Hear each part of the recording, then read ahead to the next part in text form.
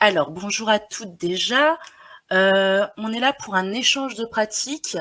Alors, pour débuter, je vais vous présenter rapidement, moi, ce que je fais en place autour du plan de travail en français. Le but étant ensuite de lancer l'échange et de répondre à vos questions, mais aussi de pouvoir découvrir ce que vous faites. Je sais que certaines n'ont jamais testé le plan de travail. Ça, c'est pas dérangeant du tout, hein. Le but est aussi de venir piocher des idées, mais n'hésitez pas, en tout cas, et à poser des questions et à partager vous aussi après votre écran pour pouvoir échanger et montrer un petit peu ce que vous faites, hein. Même si parfois on a l'impression qu'on ne fait pas grand-chose, ça peut aussi inspirer et donner des idées. Voilà. N'hésitez pas à poser des questions dans le chat, j'y reviendrai assez régulièrement pour regarder. Donc rapidement, donc moi je suis Manon Fouque, Manon Lasserre, certains me connaissent plutôt sous mon nom de jeune fille sur Facebook. J'enseigne dans un collège de l'Eure à Louviers et j'ai tous les niveaux du collège, de la 6e à la 3e en français. Et j'utilise pas mal les pédagogies actives, dont le plan de travail. Alors, à quel moment on peut utiliser un plan de travail en français? Alors attention, c'est pas une vérité absolue ce que je vais dire, ce sont des observations personnelles.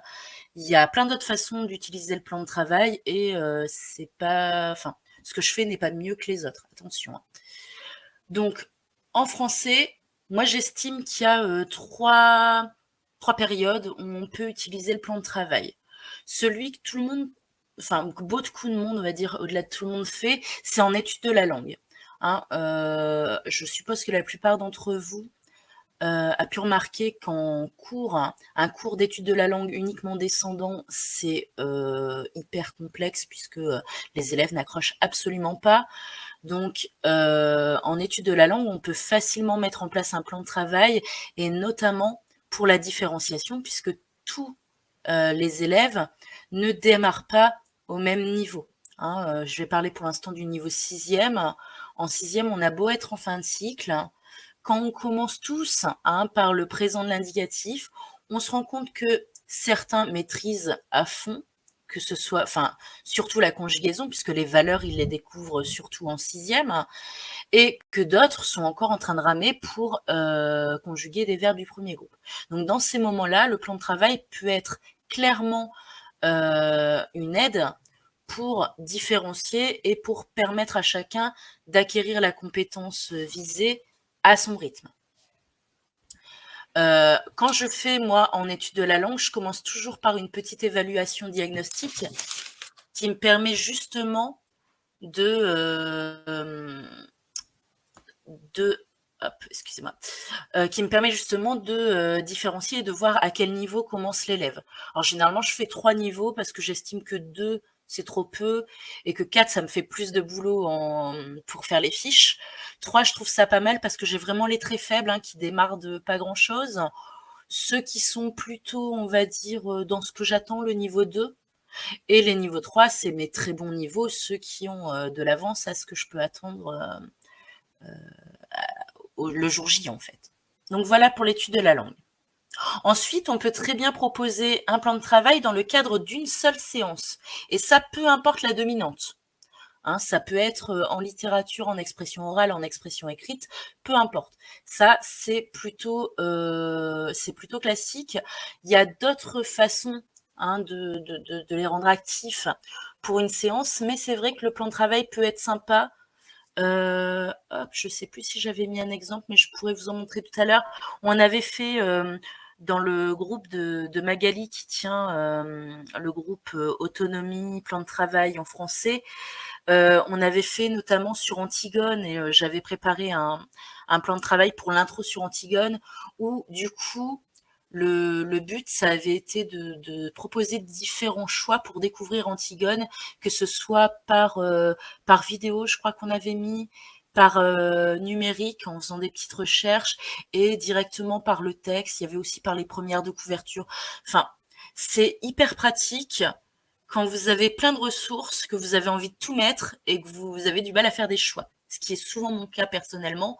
Et c'est vrai que le plan de travail, Je trouve que c'est sa grande force, c'est que ça nous permet finalement de renoncer à faire des choix.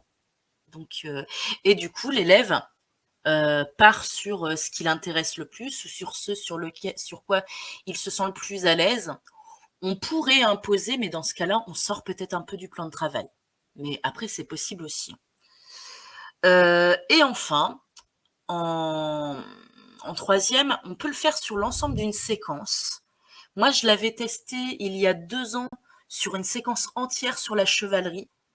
Je pourrais vous passer en effet le plan de travail en entier. C'était hyper intéressant, mais je m'étais pas sentie forcément super à l'aise sur tout le long, parce que si vous voulez, j'étais vraiment partie dans l'optique que de A à Z, ils avançaient à leur rythme et que lorsque je faisais des points avec eux, c'était vraiment des points par groupe ou même des points par élève. Et il m'a manqué ce petit moment finalement où je reprenais toute la classe et où je pouvais finalement reprendre cette posture, on va dire, classique de l'enseignant, hein, que parfois on a du mal à quitter, puisque c'est ça aussi le plan de travail, hein, c'est savoir changer sa posture. Et du coup, c'est pour ça que j'ai mis ensuite ou en mode hybride.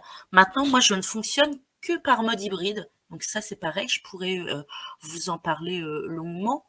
Mais en fait, j'ai finalement trouvé ma façon de fonctionner en plan de travail. Donc sur ma semaine, moi, je demande toujours en fin d'année, donc je croise les doigts pour que ce soit pareil l'année prochaine, d'avoir toutes mes classes au moins 2 heures d'affilée. Et en fait, sur mes 2 heures d'affilée, ils sont forcément en plan de travail. Sauf une fois dans la séquence où je fais ma dictée et où ma dictée étant négociée, il me faut les 2 heures pour faire ça. Mais sinon, en fait, si vous voulez, moi, dans la semaine, mes élèves savent que sur les 2 heures, je vais arriver et qu'au tableau, après le rituel, je vais marquer plan de travail et que là, ils vont sortir leur plan de travail, choisir la fiche sur laquelle ils veulent bosser, se mettre en groupe, s'installer où ils veulent et puis commencer à travailler. Alors, je vais déjà commencer à répondre aux questions s'il y en a à ce niveau-là. Et bonjour à celles qui viennent d'arriver. Est-ce qu'il y a des questions déjà là-dessus? N'hésitez pas.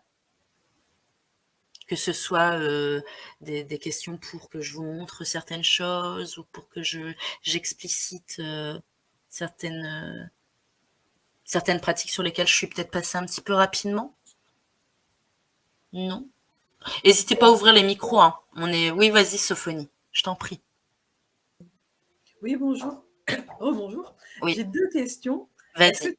Est-ce que tu peux nous en dire plus sur le mode hybride que Ouais. tu utilises actuellement et sur lequel tu es le plus à l'aise? Et nous montrer juste. Et la deuxième question, c'est est-ce que tu peux nous montrer à quoi ressemble une fiche que tu as faite, de plan de travail sur, sur une séance de langue, par exemple? Ok, alors, je vais te montrer parce que là, hop, je vais prendre par exemple le loup en 6e. Hop. Donc, si tu veux, alors cette année, je vais fonctionner en livret. Jusque-là, je leur donnais pas le livret dès le départ. Mais hop, comme ça m'oblige à tout faire puisqu'ils ont déjà toutes les feuilles.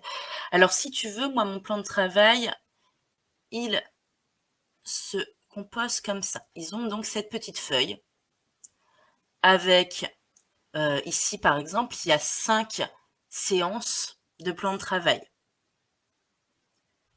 Donc, 3 séances en littérature, y compris le vocabulaire, hein, je le mets dans la partie littérature, et 2 séances en étude de la langue.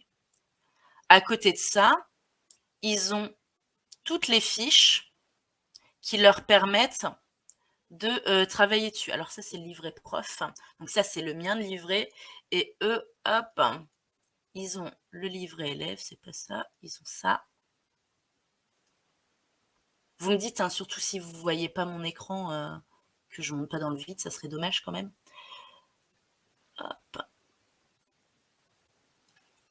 Donc, et eux, toujours à la fin du livret, hein, le plan de travail, eux, ils ont la même chose dans la même présentation, mais eux, ils ont, si tu veux, toutes les petites fiches qui leur permettent de travailler.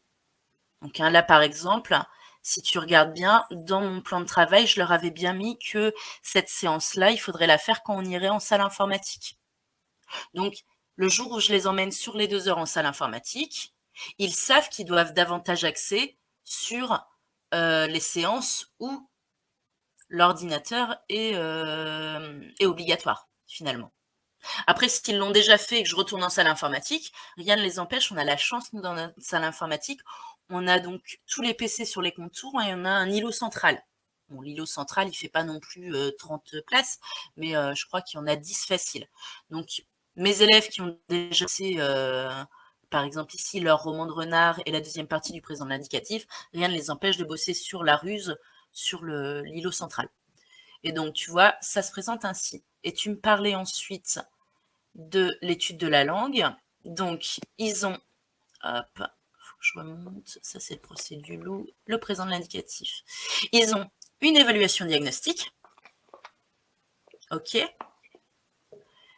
avec à la fin leur note finale à faire, ce qui veut dire que moi, dans mon livret prof, j'ai, hop, ma correction de l'évaluation diagnostique. Ils viennent chercher et ils calculent eux-mêmes combien ils ont eu. Donc, autocorrection. Je ne l'ai pas dit tout à l'heure, mais en plan de travail, on mise énormément sur l'autocorrection quand ce sont des exercices simples. Évidemment, quand c'est des exercices qui ne peuvent pas être autocorrigés aussi facilement, là, on doit passer, on doit vérifier. Mais pour ce genre de choses, on ne s'embête pas. On ne va pas vérifier nous-mêmes. Ils le font. De toute façon, dès le début de l'année, il faut leur expliquer que c'est pour leur bien. Hein. Si à l'évaluation diagnostique, ils trichent et disent « Ah ben en fait, j'ai eu tout bon », et ben après, ils vont partir sur des exercices qui vont être plus complexes. Et notamment, ce qui m'importe beaucoup, c'est qu'en étude de la langue, selon le niveau dans lequel ils se placent, soit si par exemple c'est tout petit niveau, donc ici j'ai mis niveau 1 étoile, je leur donne un bilan, soit sous forme de carte mentale, soit sous forme de tableau. Des fois, je peux aussi discuter avec l'élève s'il est ni en phase avec les tableaux, ni en phase avec la carte mentale. Il y a toujours moyen de faire autre chose. Donc, je leur donne. S'ils sont niveau 1, je leur donne parce que ça veut vraiment dire qu'ils ont tellement de lacunes que ça ne sert à rien de leur faire le bilan eux-mêmes. Donc, avec les valeurs ici, hein, donc vous vous doutez bien qu'un élève qui démarre au niveau 1 juste sur les conjugaisons, sur les valeurs, c'est pareil, il faut lui donner parce que sinon il ne va pas s'en sortir. Mais niveau 2, ils ont un bilan mais à trous. Voilà. Et mes niveau 3, c'est mes excellents. Donc eux, je leur dis, bah, rédige un bilan comme tu veux et tu fais apparaître ça, ça, ça et ça. Voilà. Et ensuite, donc je parle toujours pour l'étude de la langue. Et ensuite, dans mon système, ils ont donc des exercices selon leur niveau. Alors, ce qui est amusant, entre guillemets, c'est que les exercices vont être les mêmes. Je mets des gros guillemets quand je dis les mêmes, parce que les phrases sont les mêmes. Ce qui est demandé, c'est la même chose. La différence, c'est que je vais expliciter et surtout séparer les consignes. Mes niveaux 1, alors je vais me permettre de couper les micros. Hop! C'est pas celui-là, c'est celui-là. Donc, j'étais en train de dire, oui, mes niveaux 1, généralement, il va y avoir quand même pas mal mes élèves à besoins éducatifs particuliers qui vont avoir énormément de difficultés, pour lesquels vous avez notamment les PAP où c'est marqué qu'il ne faut pas donner de double tâche. Des fois, on ne se rend pas compte qu'on donne des doubles tâches. Par exemple, ici, si j'avais mis souligne les verbes et indique, par exemple, dans quel groupe ils se situent, c'est une double tâche. Donc, je fais d'abord un premier exercice, je souligne les verbes, et ensuite un deuxième exercice où là, je marquais les conjugués à toutes les personnes. Il faut vraiment, pour des tout petits niveaux, il faut vraiment décomposer toutes les tâches. Même si parfois, vous vous dites « Ah, mais là, je ne lui demande pas grand-chose. » Bah oui, mais c'est déjà une tâche pour lui. Les niveaux 2, ça va être des choses plus classiques. Et mes niveaux 3, je vais évidemment aller un petit peu plus loin. Et vous voyez, tout est en autocorrection encore une fois. OK ? Et ensuite, je fais une évaluation qui est la même pour tous. Donc, ça veut bien dire que finalement, même si j'ai 3 niveaux, je veux arriver au même point. Et attention, c'est pas parce que vous avez des élèves qui sont de très bons niveaux que l'évaluation, il faut la mettre à haut niveau. Non, il faut rester sur vos attentes de base. Sinon, vous entrez dans ce qu'on appelle la constante macabre, je crois que ça s'appelle. Voilà. Est-ce qu'il y a d'autres questions là-dessus? Est-ce que j'ai été assez claire, Sophonie? Oui, merci. Merci beaucoup. Ok, pas de souci. Lydie, je peux répondre à une de tes questions? Je préfère utiliser le micro, comme ça, Oui, ça va c'est aller plus. mieux. C'est plus sympa en plus. Moi, j'ai une question pour gérer le temps avec tes différents niveaux, parce que quand ils sont plus faibles, en général, ils mettent plus de temps. Et donc, en fait, comme tu as la même évaluation pour tous, ça veut dire que tu as une date d'évaluation. Alors, en 4e, 3e, oui. Parce que si je fais ce que je fais en 6e, en fait, en 6e, 5e, ils passent l'éval quand ils se sentent prêts, même s'il y a une deadline. Ma deadline, c'est ma fin de séquence, si tu veux. Oui. Le jour où on rend la tâche finale. Sauf que mes 4e, 3e, hein, vous les connaissez vous aussi, bah, ils attendent Oui. la deadline. Ouais, moi j'ai des 4e, 3e, effectivement. Voilà. Donc, mes 4e, 3e, oui, j'impose. Donc, c'est-à-dire que dans mon plan de travail des 4e, 3e, à côté des séances qui seront évaluées, il y a une date. Mes 6e, 5e, ils viennent me voir et ils me disent, Madame, je me sens prêt à passer l'évaluation. Eh ben, on passe l'évaluation. Donc, du coup, ça répond à la question d'Olivia. L'évaluation aura lieu une semaine après. Ben, non, pas forcément. Déjà, une semaine, ça veut dire que dans les 2 heures, ils ont eu le temps de faire tout le plan de travail sur cette notion-là, et c'est pas forcément le cas pour tous, parce que, oublie pas, hein, tu as l'évaluation diagnostique, déjà, il passe facilement. Alors, pour les plus rapides, ils vont y passer 10 minutes, hein, soyons clairs, mais ceux qui prennent plus de temps, on est facilement sur 25 minutes, une demi-heure, avec l'autocorrection, attention. Hein. Donc, ensuite, ils viennent chercher leurs feuilles pour beaucoup, puisque finalement, des niveaux 1, j'en ai pas tant que ça. Hein. Généralement, j'en ai 3 sur une classe de 30, c'est pas énorme. Ils sont souvent niveau 2. Donc, ils doivent faire leur bilan. Leur bilan, ça leur prend une grosse demi-heure, sachant qu'ils ont le droit de travailler en groupe. Hein. Donc, évidemment, ils se rendent souvent compte, l'évaluation diagnostique, c'est chacun dans leur coin. Évidemment, après l'évaluation diagnostique, s'ils veulent bosser en binôme ou en groupe, bah, il faut qu'ils trouvent un binôme ou un groupe du même niveau. Sinon, bah, c'est plus compliqué. Même si je peux autoriser un élève de niveau 1 à se mettre avec un élève de niveau 2 pour qu'il y ait un petit peu plus d'entraide, ça, c'est pas dérangeant. Mais encore une fois, ça fonctionne très bien en 6e, 5e, en 4e, 3e. C'est plus compliqué puisque j'en ai beaucoup qui lambinent. Donc, faut un petit peu plus pousser aux fesses. D'autres questions? Vas-y, je t'en prie. Hein, tu n'es pas obligé de lever la main. On n'est pas à ton. En fait, je voudrais savoir à peu près combien d'exercices tu prévois en études de la langue, par exemple, pour gérer le temps. Enfin, moi, j'ai toujours un problème avec le temps. Je comprends. Ça dépend de mon évaluation. En fait, si tu veux, je vais faire en sorte que les exercices que je propose sont ce que je vais demander à l'évaluation. Donc, généralement, tu vois, en éval, je mets 3 exercices max. Ok. Et donc, tu leur fais faire 3 exercices Oui, c'est aussi. ça. Ok. C'est ça. Et généralement, je mets un petit truc d'écriture à la fin. Tu vois, pour ceux qui ont été un petit peu plus rapides ou qui ont un peu plus de temps, je leur mets un petit bonus avec un petit exercice d'écriture qui rapporte des points pour l'éval, tu vois. Ça me coûte rien et puis pour eux, ça les pousse un petit peu. Oui. Et aussi, en fait, je leur mets toujours un petit géniali. Hop, est-ce que j'ai ça sur le côté? Je leur mets un petit géniali. Pas forcément cherche présent, j'en ai plein. Là, ici. Par exemple, ici, mon présent de l'indicatif. J'ai un petit géniali. Donc, c'est pour ça que dans le plan de travail, c'est marqué, il y a un petit ordinateur avec deuxième partie. Et dans le géniali, hop, il y a une petite situation de découverte, généralement, qui est un petit jeu.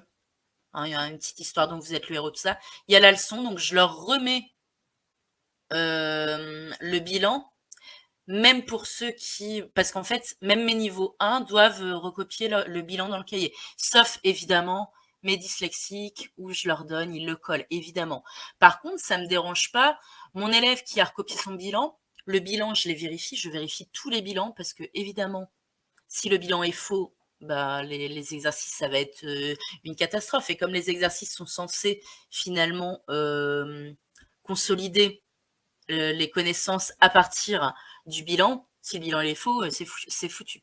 Donc, je leur donne la possibilité de l'imprimer à la maison s'ils veulent. Si jamais ils trouvent que eux, leur bilan sur le cahier à recopier, il n'est pas trop beau, il manque de couleurs, ou s'ils s'estiment pas assez soigneux. Enfin bref, ça me dérange pas qu'une fois que leur bilan a été montré et validé, ils impriment le mien. Ensuite, il y a des exercices. Hop, allez. Alors, j'ai toujours un souci. Pourquoi il veut pas? Voilà. Donc, j'ai plusieurs exercices. Forcément, il me l'a ouvert 3 fois. Voilà. Donc, 4 exercices ici. Ça dépend de la notion de langue, hein, le nombre d'exercices numériques.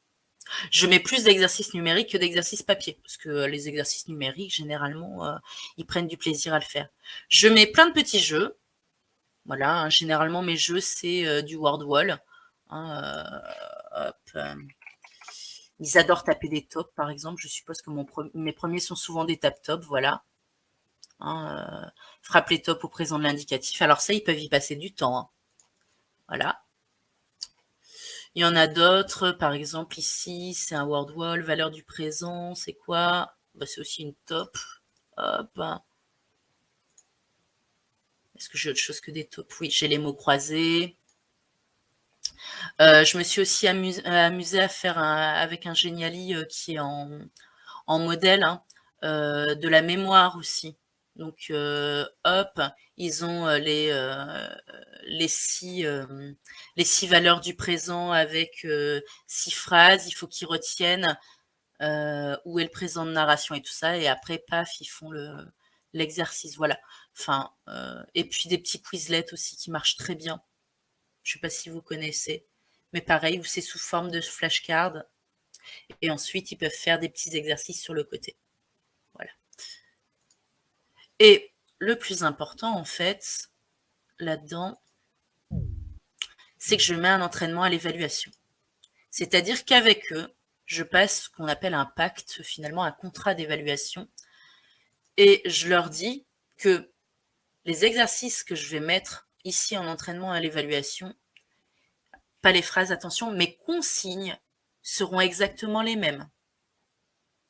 Donc, c'est-à-dire que je n'évalue pas la compréhension de consignes sur une évaluation formative de langue. Ce qui m'intéresse, c'est pas qu'ils sachent lire la consigne. Ce qui m'intéresse, c'est qu'ils savent faire l'exercice. D'accord? Donc, c'est pour ça que je vais jamais aller m'amuser à mettre souligne les verbes en rouge et donne leur valeur, et que si le verbe il est souligné en vert, j'enlève des points. Non, parce que c'est pas ce que je veux évaluer. C'est pas ce qui m'intéresse. Si on veut faire une évaluation de lecture de consigne, alors là, oui, ok. Mais c'est pas le cas ici. Bonjour, je ne comprends pas comment fonctionne l'évaluation des 6e, 5e. Ils la passent quand ils souhaitent, donc faut-il prévoir plusieurs évaluations? Bah non. Non, parce qu'ils connaissent les consignes. Alors tu vas me dire, oui, mais ils peuvent se passer les phrases. Bah non, parce que premièrement, il faudrait qu'ils se souviennent de toutes les phrases de l'évaluation. Et étant donné que pour la plupart, quand je leur dis quelque chose à 8h10, à 8h20, ils ont oublié ce que je leur ai dit, en tout cas la phrase exacte que je leur ai dite, j'y crois peu. Je leur rends pas l'évaluation avant que tout le monde ait fait, évidemment, par contre. Donc je garde les évaluations, je mets les notes au fur et à mesure, et je leur rends en fait à la fin de la séquence. Après, faut pas se leurrer non plus. Même en 6e, 5e, beaucoup attendent finalement la deadline du plan de travail pour passer les évaluations.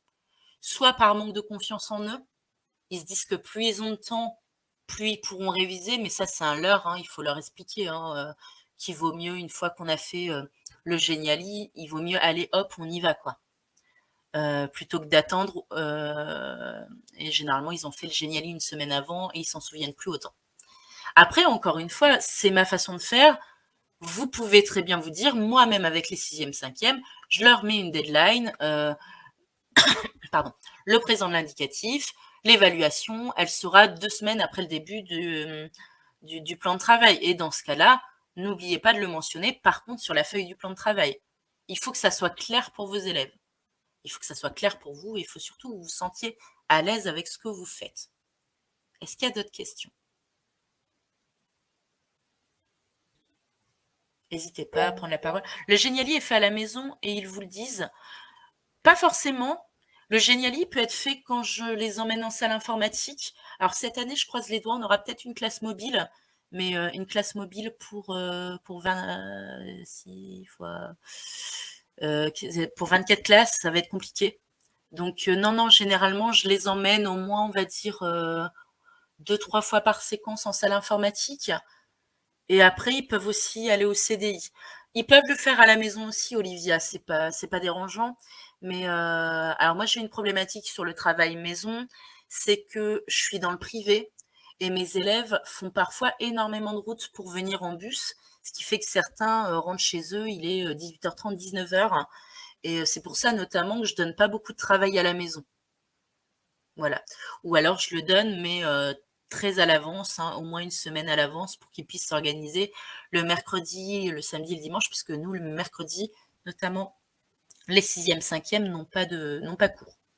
Voilà. Mais tu peux très bien te dire si toi, tes élèves, tu n'as pas de souci et de numérique et justement de temps, tu peux très bien leur dire, allez, le Geniali, vous pouvez le faire à la maison. En plus, c'est quelque chose qu'ils vont faire avec plaisir.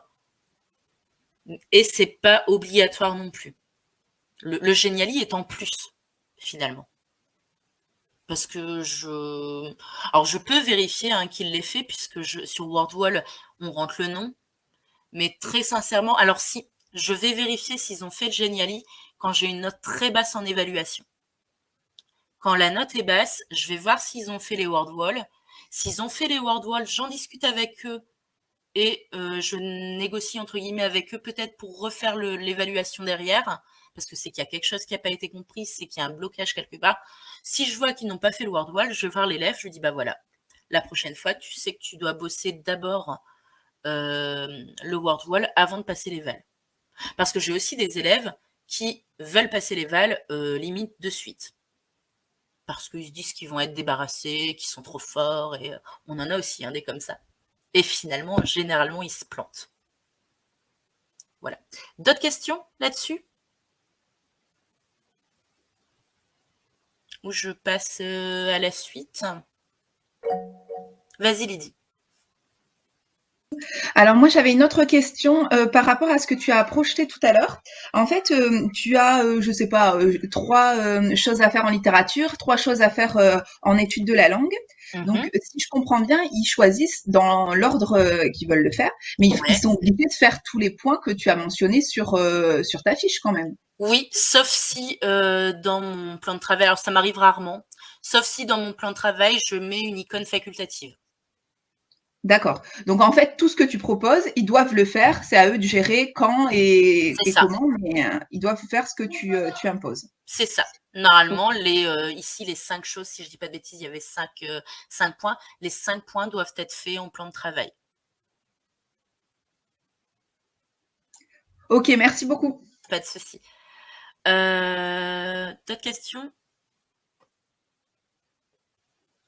Alors, ensuite, comment je gère clairement donc le plan de travail quand je suis en classe? Parce que quand je suis en salle informatique, c'est assez simple finalement. Ils ont toutes les infos et j'interviens, je tourne dans la salle informatique. C'est un peu particulier puisque forcément, ils ne sont pas dans leur classe. Alors, j'utilise ce que j'appelle des permis d'autonomie. Hein. Ça vient de Caroline Meyer, qui est enseignante en histoire géo et qui est aussi dans la team Ludens. En début d'année, ils ont un permis d'autonomie. Les règles du permis d'autonomie, je leur donne dès le début de l'année. C'est ce à quoi ils s'engagent et ce à quoi ils ont droit. Même si à la base, le ce à quoi j'ai droit, moi je trouve ça c'est plutôt habituel dans mon cours. Hein, je veux dire, même quand je fais des séances guidées, on va dire ça comme ça, des séances classiques, l'élève qui veut s'installer par terre pour faire son exercice ou pour lire son texte, il peut quoi. Donc, il s'engage à travailler tout le temps, à chuchoter lorsqu'il travaille en binôme ou en groupe, et à respecter les autres, éviter de faire du bruit. Et en échange, ils ont le droit de s'installer comme ils veulent pour travailler, de travailler avec qui veulent. Sauf si l'inverse est indiqué. Il y a, par exemple, les évaluations diagnostiques, forcément seules. Il y a certaines, alors ça m'arrive rarement quand même, hein, je tiens à le dire, il y a des fois certaines séances ou certains points sur les séances où je vais leur demander de le faire seul. Par exemple, si c'est sur la littérature, je leur demande seul de lire le texte. Alors généralement, je peux fournir un audio à côté, hein, pour mes élèves qui ont des difficultés de lecture. Ils ont un petit compte-rendu de première lecture à faire où là, je leur demande de le faire seul. Après, ça me dérange pas qu'ils échangent leurs idées sur le compte-rendu de lecture et qu'ils en discutent, mais c'est vrai que lorsque je les interroge sur un compte-rendu de première lecture, c'est une évaluation de compétences qui est individuelle. Donc, il faut aussi qu'ils jouent le jeu. Et enfin, ils se déplacent quand ils en ont besoin. Hein. Personnellement, moi en classe, même sur une séance classique, le madame, je peux aller jeter mon papier à la poubelle, moi ça me saoule. Hein. Il se lève, il met son papier à la poubelle, il dérange personne, ça me va. Il peut aussi très bien garder son papier sur le bord de la table, mais voilà. Enfin bref, je veux pas être, comment dire, interrompue pour ce genre de choses. Et donc ensuite, leur permis d'autonomie se présente comme ça. Donc ils ont un choix en début d'année, hein, je leur donne, où ils ont donc c'est un recto et un verso qui vont colorier tranquillement à la maison. Ça, je le donne à faire à la maison, hein, c'est du coloriage. Et comme généralement, je fais pas de plan de travail dès la première semaine, je le récupère au bout de la première semaine, je leur plastifie. Donc, ils auront écrit leur nom, leur prénom et la classe, évidemment. Par contre, la fiche à vérifier, ils notent rien dessus. Donc, je leur plastifie et ça, ils doivent l'avoir avec eux. Ils doivent pas le perdre. Ça, c'est une des premières problématiques de ces papiers-là.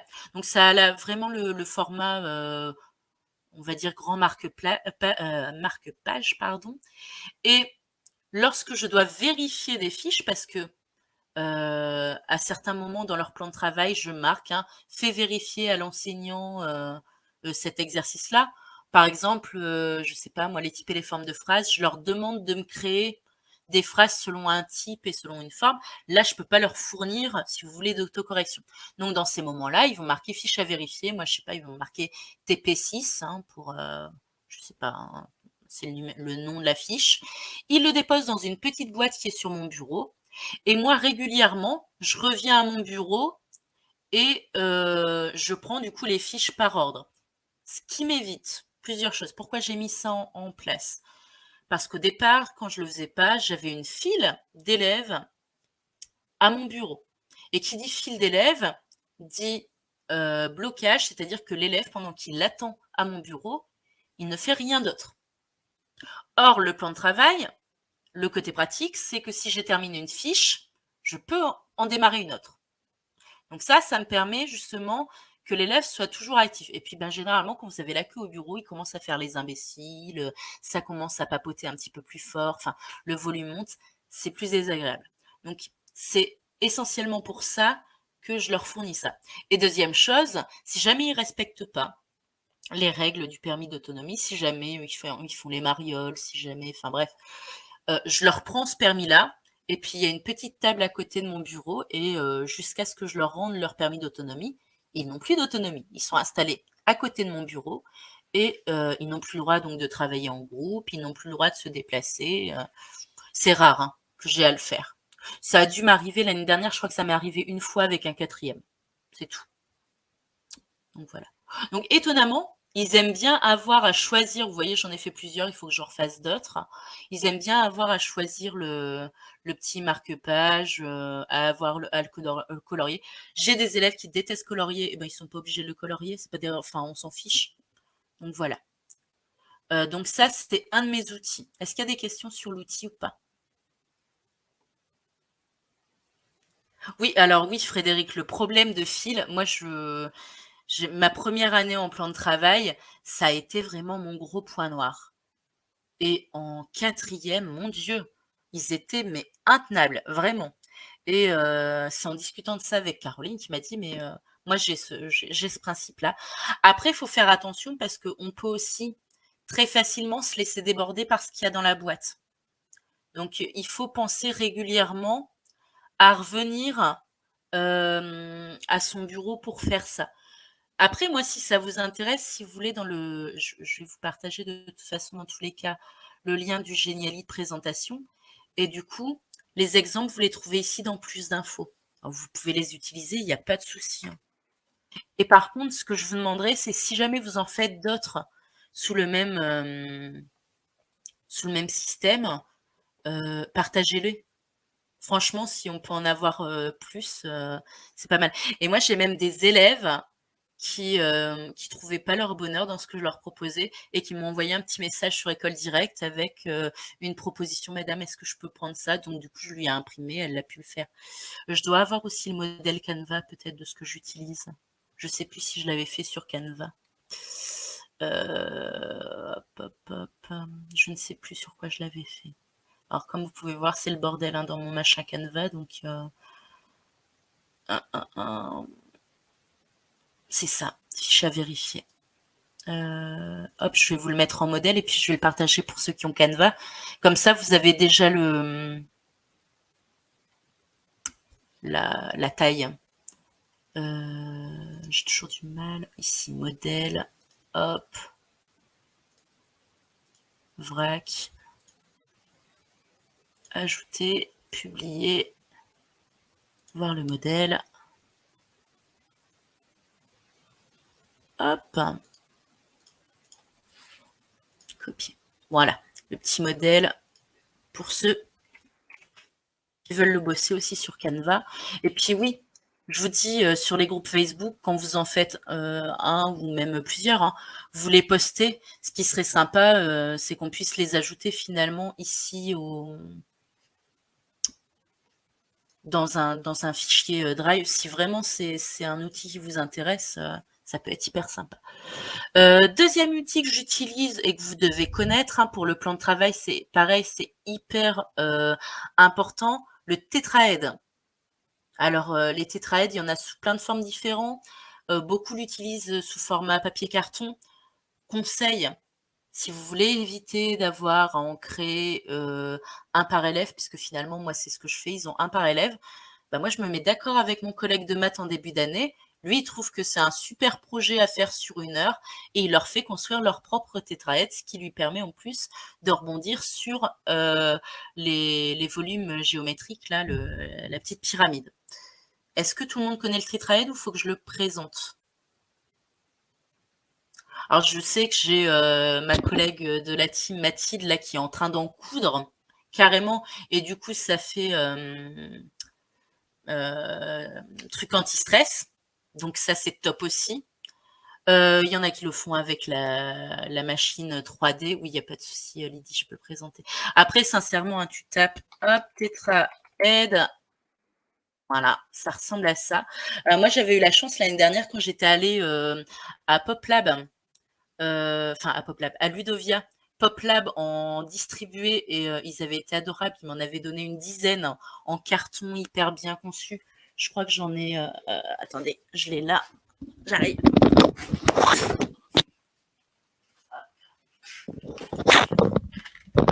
Voilà.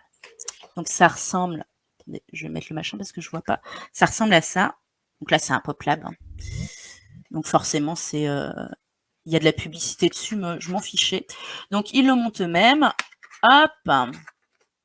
Ça vous fait ceci. Et ensuite, selon leurs besoins, ils vont mettre alors que je me trompe pas dans les termes mathématiques, le sommet de couleurs qui correspond à leur situation. Vert, tout va bien, je travaille, pas de panique, voilà. Jaune, j'ai un petit souci, mais un petit souci qui ne m'empêche pas d'avancer. Donc c'est un petit souci, mais pas urgent. Mais j'ai quand même besoin, madame, que vous passiez. Rouge, help, j'ai un souci, il faut vite que vous veniez parce qu'en fait, je suis bloquée et je n'arrive pas à avancer. Et je ne pourrai pas avancer dans mon plan de travail tant que vous ne serez pas venu. Et là, ici, c'est noir. Sur les autres tétraèdes, ça peut être bleu aussi. C'est le pas de souci, madame, je suis en train d'aider quelqu'un. Voilà. Donc, c'est hyper pratique pour, encore une fois, pour désengorger les levages de main.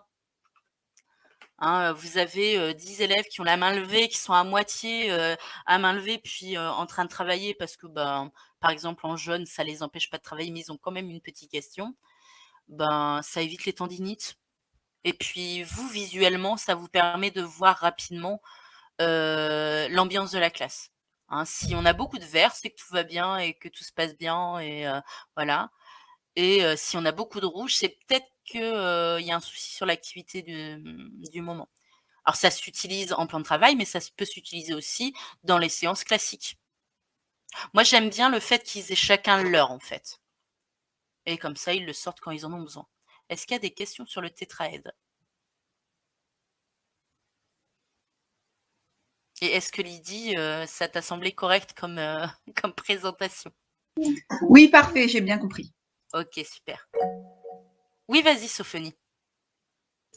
Oui, moi, tu dis que tu aimes bien qu'ils aient chacun le leur. Ouais. Et je veux dire, ils restent dans la salle.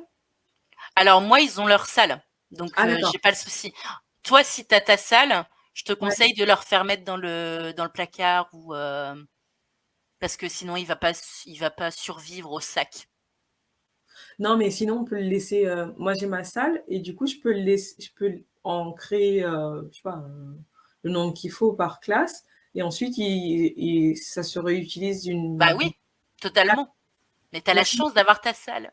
Oui, on a beaucoup combattu. Ah oui, ben moi je combats, mais j'échoue. Je m'incline. Non, mais à plusieurs. Hein, Ouais, ça, c'est une vraie chance, j'avoue. Merci. pas de souci. Est-ce qu'il y a d'autres questions là-dessus?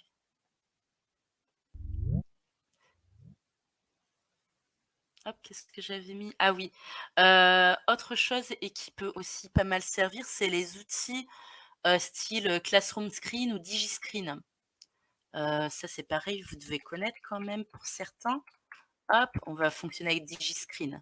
C'est celui que j'essaye d'utiliser de plus en plus parce que je crois que c'est un Français qui a développé ça. Et donc, moi, j'utilise beaucoup ça. Donc, c'est hyper pratique. Vous mettez que c'est le plan de travail, vous indiquez comment on travaille. Enfin bref, il y a plein de choses que vous pouvez mettre au tableau. Et surtout, vous avez, alors il vous faut un micro externe, mais vous avez, alors je ne sais jamais où ça se trouve c'est ici. Vous avez un sonomètre. Alors là, j'ai pas mon micro à portée de main, mais lorsque vous mettez le sonomètre, où est-ce que du coup ils me l'ont mis? Ici, le volume. Vous réglez ensuite la sensibilité. Hein, moi, je le fais au début des 2 heures quand je leur dis que c'est le plan de travail. Et je détermine un seuil de sensibilité qui peut être différent selon la journée, selon l'heure de la journée, selon la classe, enfin ça dépend. Il y a beaucoup de paramètres qui entrent en jeu et en fait, si vous voulez, vous avez une petite barre ici qui va monter selon le niveau sonore et qui va, faire du bruit si justement ça fait trop de bruit. Alors généralement, juste le fait que ça fasse du bruit, ça leur permet de redescendre d'un niveau. Alors j'avoue, hein, parfois je menace, hein, si ça sonne plus de 3 fois dans l'heure, et ben, je mets une croix rouge et la prochaine séance en plan de travail, et ben, ça sera sans permis d'autonomie, donc ça sera une séance classique.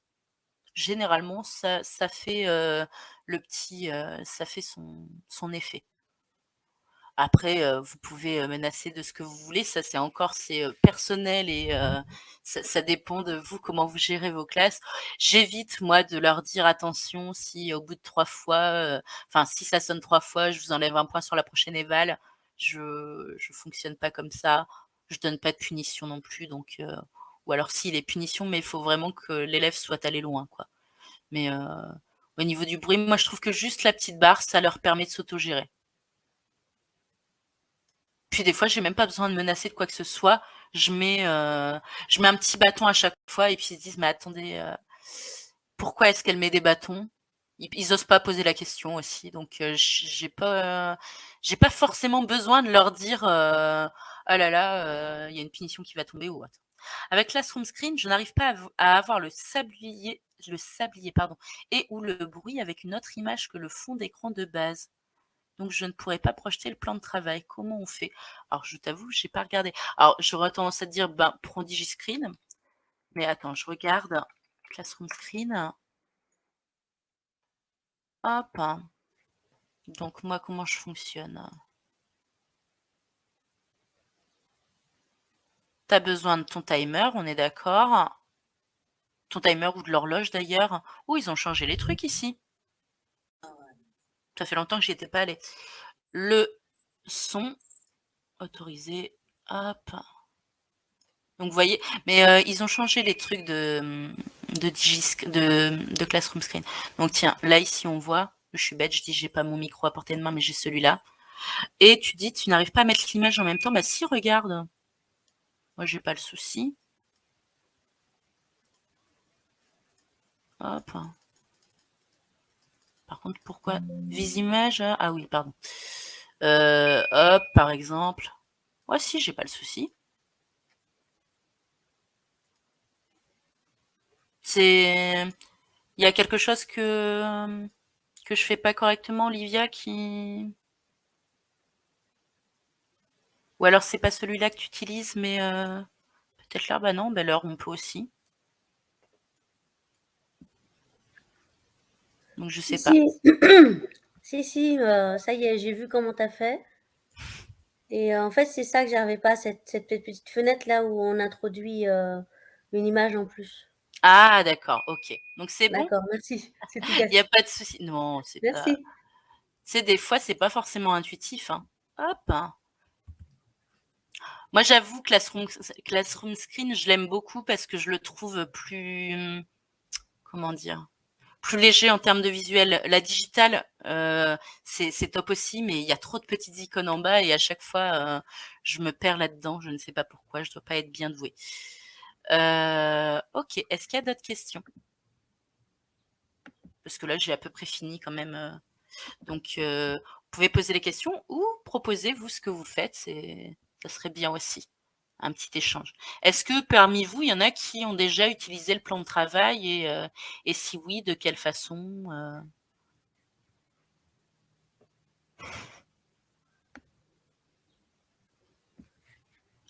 Bah Magali, oui. C'est Magali de autonomie et plan de travail, c'est ça? Oui, oui, c'est ça. Bonjour. Bonjour, ça va? Ça va et toi? Ouais, ça va. Du coup, tu peux nous présenter toi ce que tu fais en classe? Bah, j'ai pas pu suivre la totalité de ton truc. Oula. Ah, on t'entend plus, Magali? Oui, là c'est bon? Ouais, c'est bon. Voilà. Bon, bah, rien de plus que ce que tu as présenté, si ce n'est que le plan de travail peut être fait sur des tout petits trucs, comme sur des trucs plus complets, comme une séquence complète, voilà. Ou des Ok, petits points, voilà. merci. Amélie, tu l'utilises en langue? Ouais, vas-y. Oui, je l'utilise en étude de la langue. Alors, on a quand même pas mal de contraintes au collège parce qu'on a des quotas de photocopie. Et donc, je suis très, très limitée. Alors, j'ai essayé de trouver quelque chose pour pouvoir quand même travailler en plan de travail. On fait acheter le cahier Grévis. Et à partir de ça, j'ai établi 3 niveaux de difficulté des exercices que j'ai répartis. Et donc, mes élèves à besoins particuliers n'effectuent que le parcours jaune, le parcours facile, et les autres font les 2 autres parcours plus difficiles. Et je me suis rapidement rendu compte que les bons élèves, enfin les élèves très brillants avaient rapidement terminé. Donc, j'ai essayé de créer un Padlet collaboratif et j'essaie toujours d'avoir quelques ordinateurs que je réserve dans la classe.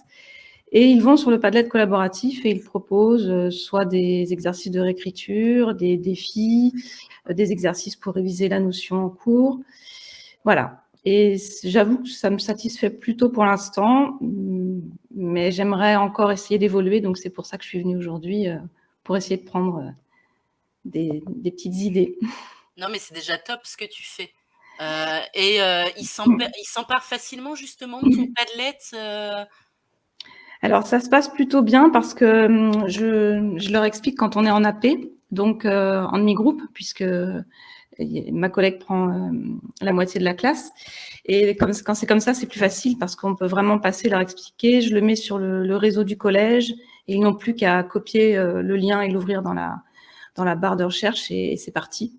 Puis après, moi, je valide, je repasse les voir et ils peuvent le faire en groupe aussi et tout le monde y trouve son compte finalement. Ah, c'est top.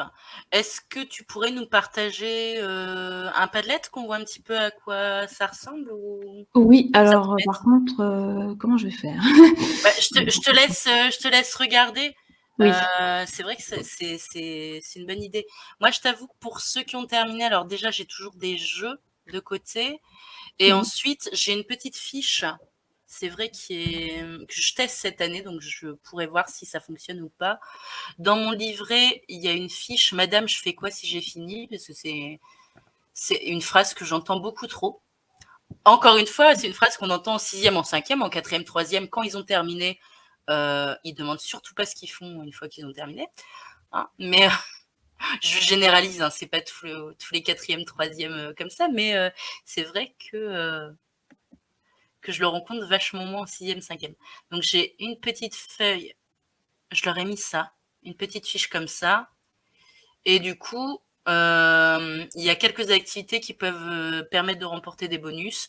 Donc une fiche sur un des auteurs de la séquence, sachant que j'aimerais moi cette année installer une frise dans mes classes. Ça, j'aimerais bien. Avec au-dessus, peut-être la place pour le prof d'histoire géo, mettre les événements historiques et en dessous la littérature. Enfin, je commence à réfléchir. Une leçon à manipuler, alors il faudrait que j'en prépare quelques-unes pour leur montrer comment c'est. Ça, c'est pareil, bonus, puisque ce serait à la disposition de tout le monde. Une carte mentale à afficher, un jeu, alors soit jouer aux jeux de la séquence ou aux jeux qui sont dans le placard, ou créer un jeu, et ça, c'est bonus. Et ensuite, je leur laisse toujours un classeur avec des activités ludiques. Les activités numériques, je mets quelques petites activités, un peu comme tu peux faire sur ton Padlet, mais du coup, moi, je les ai mis sur Geniali et c'est que finalement mes idées, ou lire un livre, ça me dérange pas non plus. Hein, ils ont terminé, ils lisent un livre, on va pas les disputer parce qu'ils lisent, quoi. Voilà. Mais j'aime bien ton idée de création de jeu à mettre dans un Padlet. C'est une bonne idée. Alors, c'est pas vraiment des jeux, parce que là, je démarre vraiment, c'est vraiment tout simple. Ils ouvrent, enfin, ils créent une vignette, ils imaginent des phrases, ils postent. Pour l'instant, j'en suis encore là. Bah, Mais c'est bien aussi. Hein. Oui, j'en suis vraiment là, mais après, oui, j'aimerais bien aussi, moi, intégrer des exercices comme tu nous as montré, avec ce que tu disais sur Quizlet et tout ça. Mais bon, pour l'instant, c'est vraiment un Padlet qui est créé par eux. Moi, je n'apporte pas grand-chose à ce Padlet-là. Mais alors, ceux qui suivent un peu Être Prof, hein, il y a un mantra sur Être Prof, c'est petits pas. Hein. On ne peut pas tout faire en même temps. C'est déjà pas mal hein, de faire ce que tu fais. Donc, alors, je voyais... Olivia, tu essaies les îlots. D'accord. Tu les essaies en mode bonifié ou... En fait, les îlots, alors j'ai arrêté la fin de l'année parce que je sais plus ce qui s'est passé dans l'établissement, mais c'était trop compliqué. Et après, j'étais un peu débordée, j'avoue. Donc du coup, je suis repassée en bus. Mais là, je vais reprendre parce que je fais les îlots, mais alors, du coup, entre le latin et le français, ça fait quand même 5 classes, non 6 classes. Donc j'avoue, j'ai un petit peu de mal au début. Mais ouais, en fait, j'avais la fiche comme toi tu as là, tu nous avais montré avec les noms d'un côté à gauche et puis les petits points en fonction de la participation. Mais en fait, j'avais du mal à avoir mon petit rituel à chaque fin de séance pour savoir si chacun des îlots avait participé, enfin tous les participants de chaque îlot avaient participé pour avoir leurs points. Ouais, moi, j'y arrive pas, ça, je t'avoue. Ouais. Donc, du coup, là, j'ai regardé comment tu faisais, là, en leur faisant confiance pour qu'ils fassent au crayon à papier. Ah, c'est pas moi qui fais ça. C'est pas moi, ça. Ah, Il y avait un collègue qui l'avait présenté voilà, bah, ça à doit être notre échange. Ouais. Moi, je suis pas assez carrée pour faire ça.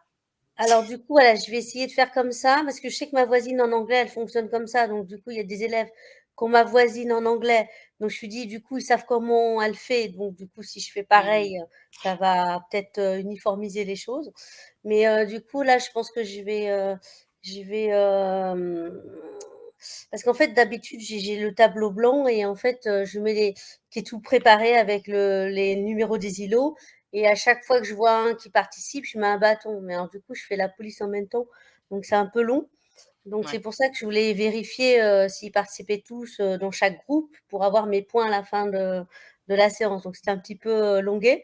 Donc là, je vais essayer de leur faire confiance et donc je vais leur, donner la fiche et du coup, ils feront leur croix au crayon papier si tout le monde a participé et puis, bah, moi, je verrai avec mon tableau dans la mesure du possible. Donc je donne un responsable en classe qui tourne Mmh. qui puisse, mettre les bâtons aussi sur ma fiche, sur le côté des lots pour, vérifier que chacun participe.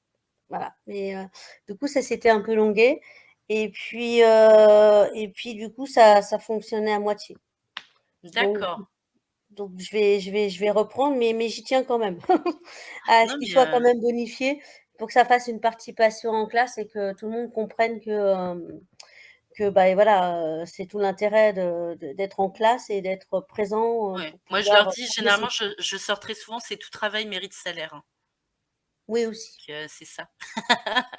La Et puis, participation est un travail, en et soi, puis oui. j'ai remarqué aussi que quand, c'était toujours les mêmes qui participaient dans le groupe, je leur disais: «Bah oui, mais faudrait que Machinette, elle participe». Parfois, de temps en temps, je leur dis: «Bah, je sais pas, débrouillez-vous». Alors des fois, ils donnent la réponse à ceux qui participent pas pour qu'elle lève la main, pour Bah, qu'elle puisse donner le point à l'îlot, quoi, en gros et je trouvais ça pas mal quand même, même si, voilà, ils donnent la réponse, aux camarades, bah, au moins, l'îlot progresse quand même à essayer de faire une coopération. tout à fait, tout à fait. Bah, Donc voilà, merci pour ton retour, hein. de rien. Amélie qui partage du coup son petit Padlet. Heu, OK. Du coup, c'est toi qui mets, c'est ça Oui, le premier, le 1er, je sais jamais comment ça s'appelle, la première vignette, on va dire? oui, le titre. Je mets les titres et après, le petit défi du jour, ce sont les élèves qui l'ont mis. Ils ont signé d'ailleurs à la fin, Inès et Maxime, par exemple. Parfois, après, de la maison, ils peuvent aussi effectuer, s'ils ont ce qu'il faut, ils peuvent aller sur le Padlet et faire quelques petits exercices de la D'accord. maison en mettant leur nom. Donc Voilà. c'est même eux qui choisissent la consigne finalement de leur exercice. Oui, C'est et top. puis moi, comme j'ai mis le modérateur, je valide ou je reformule avec eux quand j'ai le temps, ou sinon depuis la maison le soir. Je revalide avant de poster, je vérifie, je corrige. Et C'est c'est mieux quand j'ai le sympa. temps. J'adore les «je compte sur toi», enfin c'est hyper sympa.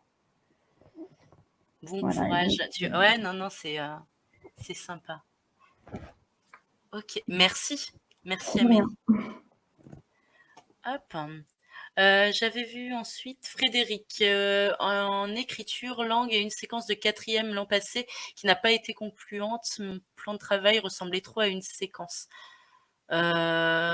C'est-à-dire, hein, ton plan de travail ressemblait trop à une séquence. Je veux bien que tu explicites. Je sais que tu as, t'es que sur chat. Qu'est-ce qui t'a gêné là-dessus? Je me rends compte que j'utilise surtout des feuilles de route. C'est très bien aussi les feuilles de route, hein. Finalement, je pense qu'on a tous commencé, pour ceux qui font des plans de travail, on a tous commencé par des feuilles de route. Et encore aujourd'hui, il y en a beaucoup qui finalement, et moi parfois la première, je vais constituer mon plan de travail en donnant le choix de l'ordre des feuilles de route. C'est faisable aussi. Après, il y a une chose dont j'ai pas parlé, mais notamment quand vous fonctionnez avec les séquences, quand vous voulez faire une séquence, il faut, enfin, il faut. Moi, je pars du principe que le but, c'est ma tâche finale complexe et que finalement, toutes mes séances de plan de travail servent ma tâche finale complexe. Je suis entre le plan de travail et la feuille de route. J'ai la chance d'avoir une classe mobile à disposition. J'aimerais la généraliser. J'aime beaucoup ta fille. Oui, c'est pour ça, du coup, qu'en dessous, je t'ai mis le modèle livret élève. Comme ça, si tu veux récupérer ne serait-ce que cette fiche-là, je t'en prie, hein, il n'y a pas de souci. Et la classe mobile, ouais. Donc, tu as une classe mobile juste pour toi? Ce serait top. J'ai mis des élèves par groupe, j'avais des temps communs et la séquence était longue, ils n'avaient pas le choix de l'ordre des séquences. Sur des séances, cela m'est plus... En fait, tu avais fait finalement une feuille de route et c'était peut-être un peu trop long. Ouais, je comprends. Parce que, alors, ce qui est intéressant dans le plan de travail et dans le principe du choix, c'est que du coup, ils ont une impression. C'est pas qu'une impression, hein. Ils ont cette liberté de se dire, aujourd'hui, j'arrive en classe de français, j'ai pas la tête à faire de l'étude de la langue parce que la grammaire, aujourd'hui, j'ai pas envie. Je suis pas motivée à faire de la grammaire. Mais tiens, il y a un petit exercice, là, j'ai vu dans la fiche plan de travail, écrire une scène théâtrale à partir d'un récit.